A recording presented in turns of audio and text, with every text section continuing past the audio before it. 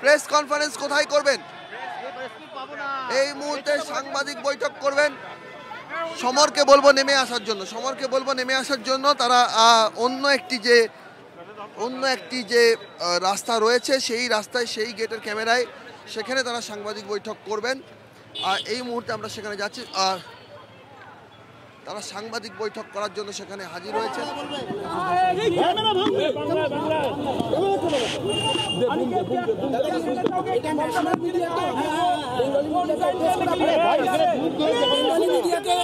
Bengali মিডিয়াকে address করে আমরা আসছি।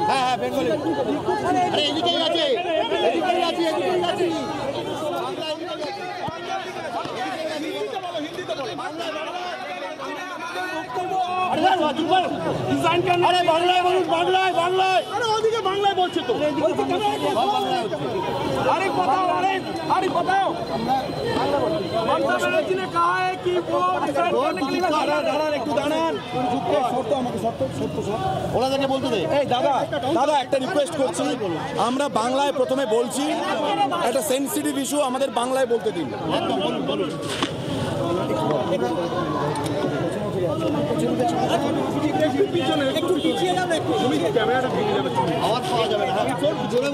আপনারা আসতে থাকলে নিশ্চয়ই শোনা যাবে।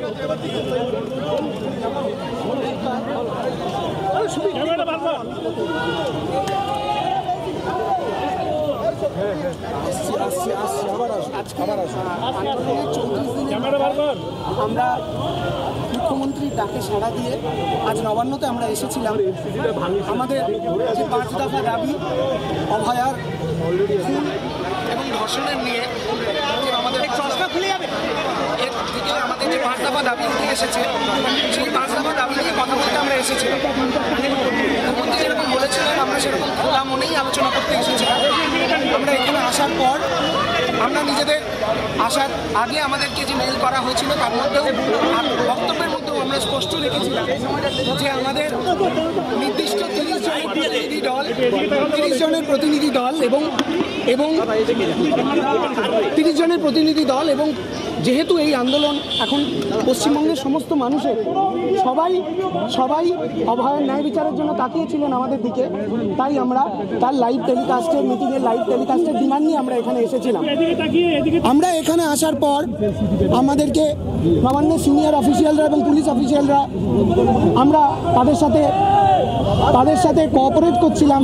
আমরা নিজেদের ফোন জমা দেওয়ার প্রসেস শুরু করেছিলাম এবং সেই সময় আমরা তাদের কাছে জানতে চাই যে স্বচ্ছতার জন্য আমরা যে দাবি করেছিলাম যে পুরো জিনিসটার ভিডিও রেকর্ডিং লাইভ টেলিকাস্ট করা হোক, সেইটার ব্যাপারে তারা কি বক্তব্য রেখেছেন। তারা আমাদের কাছে জানান যে তারা এই দাবি মানতে পারছেন না। আমরা তাদের কাছে বারবার করে জানতে চাই যে এর আগেও বহু প্রশাসনিক মিটিং এবং ডাক্তারদের সাথে মিটিং, সমস্ত কিছু এর আগেও লাইভ টেলিকাস্ট করা হয়েছে, তাহলে এক্ষেত্রে কি অসুবিধা। ওনারা আমাদের কাছে কোনো স্পষ্ট করে একেবারেই জানাননি যে কি অসুবিধা এবারের ক্ষেত্রে।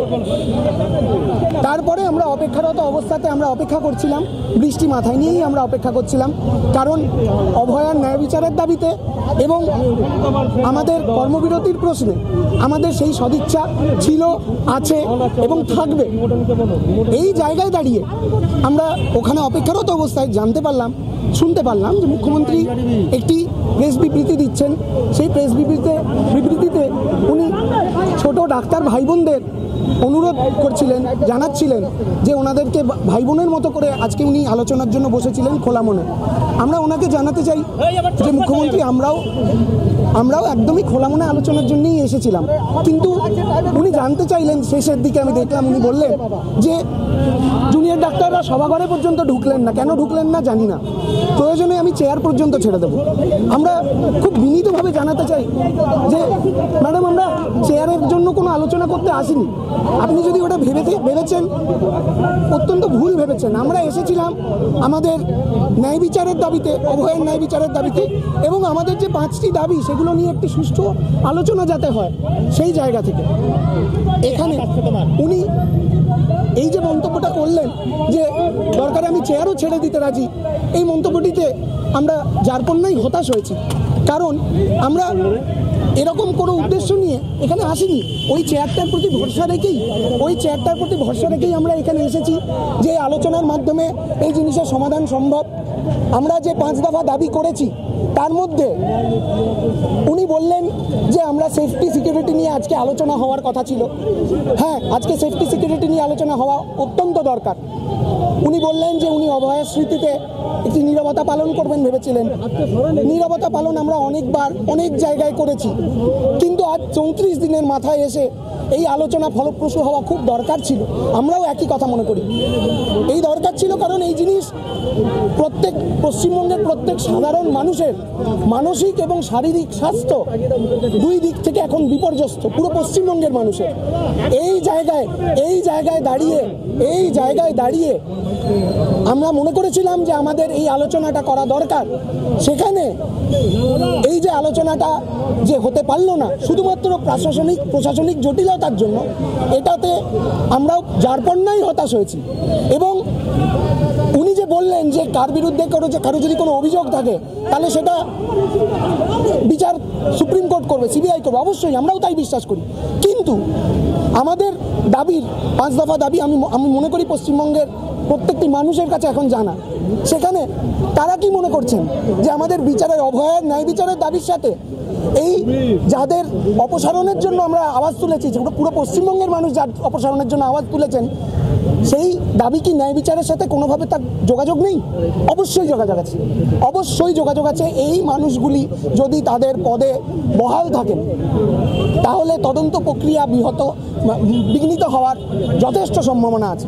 সেই জায়গা থেকে দাঁড়িয়ে আমাদের মনে হয়েছিল যে আজকে আলোচনার মধ্যে আমাদের 1 থেকে 5 প্রত্যেকটি দাবি সমান গুরুত্ব পাবে। আমরা এখনও সেই আশা রাখছি। এই বিল্ডিংটা, এই চেয়ারটার প্রতি সেই ভরসা আমাদের অবশ্যই আছে বলেই আমরা এখনো অপেক্ষা করছি এবং আমরা আরো অপেক্ষা করব।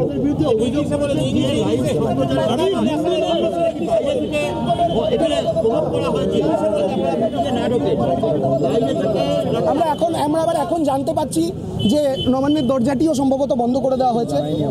আমাদেরকে সেটা জানানো হয়নি। হয়তো মুখ্যমন্ত্রীর যে বক্তব্য ছিল সেটাই আমাদের বুঝে যাওয়া উচিত ছিল যে আর হয়তো কোনো আলোচনা উনি করতে চাননি। উনি বলেওছেন, আমি শুনলাম। কিন্তু আমি আশা রাখবো, আমি এবং আমরা West Bengal junior doctor front আশা রাখবে যে আলোচনার মাধ্যমেই এই জিনিসের সমাধান হবে। আমাদের সদিচ্ছা এখনও আছে, আমরা বিশ্বাস করি মুখ্যমন্ত্রীরও সদিচ্ছা এখনও আছে।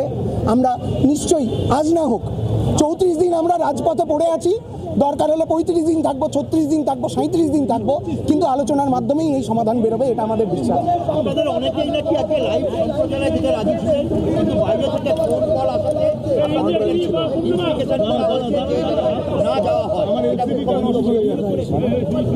বুঝলাম না, বাইরে থেকে নাকি আপনাদের কাছে ফোন কল এসেছিল যে আপনাদেরকে প্রভোগ করা হচ্ছে যাতে আপনারা মিটিংয়ে না যান, লাইভ সম্প্রচার।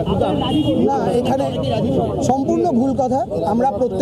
আমরা প্রত্যেকে এখানে আমরা যথেষ্ট ভরসা রেখেছিলাম সিনিয়র অফিসিয়ালদের সাথে।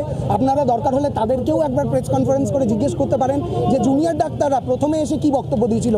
আমরা প্রথম থেকে শেষ অবধি একটাই বক্তব্য দিয়েছি এবং অত্যন্ত বিনীতভাবে দিয়েছি, এবং এখানে আসার আগেও আমাদের মেলে আমরা একই বক্তব্য দিয়ে এসেছি যে আমরা এই পুরো জিনিসটা স্বচ্ছতা মেনটেন করার জন্য এবং যাতে পশ্চিমবঙ্গের প্রতিটি সাধারণ মানুষ দেখতে পান যে কি কথা ডাক্তাররা মুখ্যমন্ত্রীর সাথে আলোচনা করতে যাচ্ছে, আমাদের দাবিগুলো ঠিক কি কেন আমরা মনে করি যে আমাদের দাবি 5টি দাবি অভয়ার মৃত্যুর সাথে একদম অঙ্গাঙ্গিকভাবে জড়িত। সেই জায়গা থেকে এই বক্তব্য আমাদের চেঞ্জ করা হয়েছে। এটা যারা বলছে তাদের অন্য কোনো, আমি নিজে শুনিনি। আমি মুখ্যমন্ত্রীর বক্তব্যটা অনেকটাই ফলো করার চেষ্টা করেছি এবং তার বক্তব্যটা তাহলে আমি বলবো সেটা ওনার এই মন্তব্যটা খুবই হতাশাজনক। আমরা প্রত্যেকে কিন্তু শেষ থেকে শুরু অবধি একই কথা বলেছি। এবং ওনার বক্তব্য যে যেহেতু এটা মামলা চলছে তার জন্য লাইভ করা যায় না, এরকম আমাদের যা জানা এরকম কোনো বাধ্যবাধকতা নেই।